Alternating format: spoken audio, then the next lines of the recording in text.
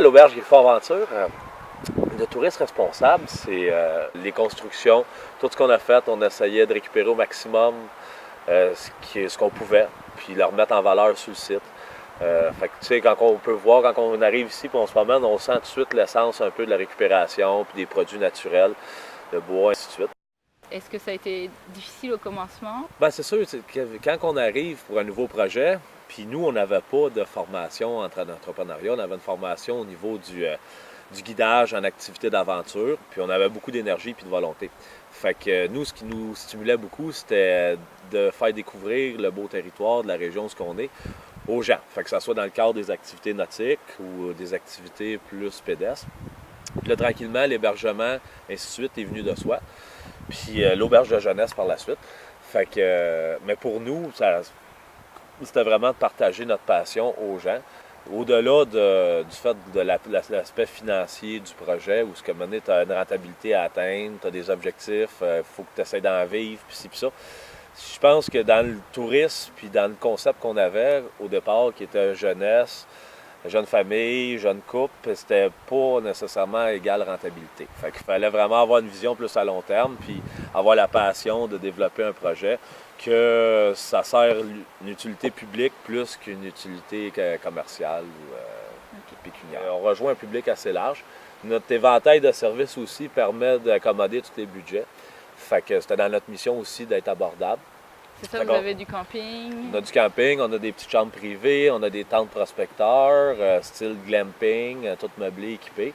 Fait que, puis on a des chalets plus bas de gamme sans cuisine, on en a plus haut de gamme, on en a sur le bord de la mer, on en a plus en forêt. Fait que, il y en a de quoi se contenter, voilà, tout le monde. Tout le monde. Et, au niveau des actions que vous mettez en place sur le site, plutôt des actions ouvertes, qu'est-ce que tu voudrais mettre en valeur, qu'est-ce qui tient particulièrement à cœur?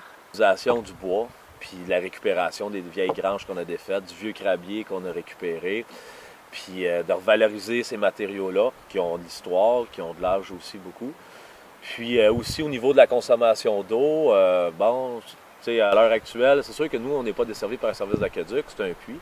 Quand on veut se développer, on est obligé de passer avec le ministère de l'Environnement pour avoir les accréditations, pour pouvoir avoir un système commercial de traitement des eaux usées.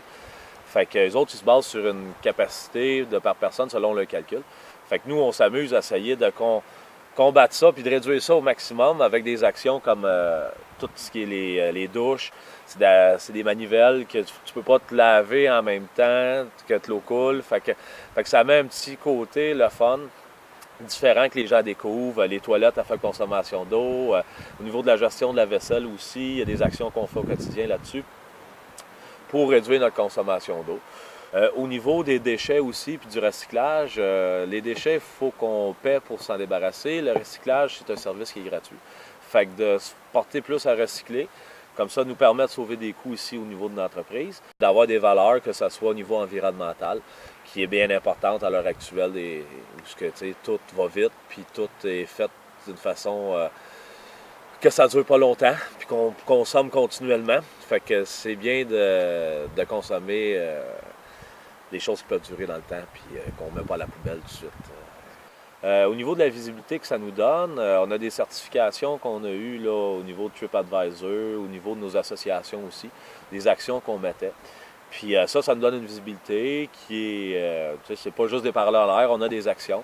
Les gens, quand ils viennent ici pour un séjour, ils le remarquent tout de suite aussi. Récemment, vous avez gagné un prix. Est-ce qu'on peut en parler? Oui, on a gagné un prix au Gala Merci de Gaspé. C'est le Gala de la Chambre de commerce puis de tourisme. Puis c'était pour l'entreprise au niveau de la contribution touristique. Fait que c'était nous qui avons gagné ce prix-là. On est bien heureux de l'avoir gagné. Après combien d'années ben là, c'est notre 11e saison qu'on commence. Fait que c'est sûr que pour nous, c'est une marque de reconnaissance. C'est tout le milieu qui est là. C'est intéressant, c'est le fun. Ça nous prouve que ce qu'on fait, on le fait bien, puis que le milieu des affaires l'apprécie, au même titre que notre clientèle l'apprécie. Un petit mot de la fin? Un petit mot de la fin, bien, pour ceux et celles qui auraient envie de nous visiter, bien, gênez-vous pas, c'est une belle région, on est très accueillants, puis partout autour, c'est la Gaspésie, c'est wow, c'est la mer, les montagnes. Ouais. Juste hier, il y a des gens ici qui étaient sur le site qui ont vu une famille, une mère avec 3 petits ours. Il y a des belles petites surprises au quotidien, ça nous permet de profiter de la vie. Puis ceux et celles qui voudraient démarrer un projet du genre ou qu'ils ont ça en tête, ben, c'est de toujours persévérer, puis d'y croire jusqu'au bout, puis les résultats vont venir avec l'effort qu'on y met.